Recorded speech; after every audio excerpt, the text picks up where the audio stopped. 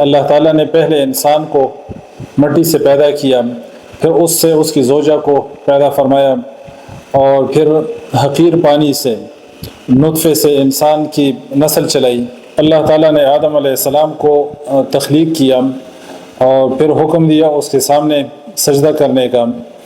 ملائکہ نے سجدہ کیا، سب کے سب ملائکہ نے، اور ابلیس نے انکار کیا، اور آدم علیہ السلام کے سامنے جو سجدہ کرنے کا حکم دیا گیا، تو یہ سجدہ آدم علیہ السلام کی فضیلت ثابت کرنے کے لیے تھا۔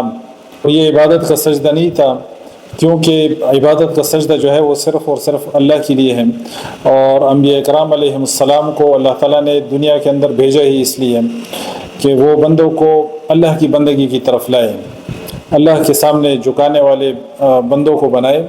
تو انبیاء کرام کو بھیجا اس لیے جاتا ہے۔ اللہ تعالیٰ نے انسان کو تخلیق کیا اور اس کو اپنا خلیفہ بنایا، تو اس کی فضیلت ظاہر کرنے کے لیے اس کے سامنے سجدہ کرنے کا حکم دیا۔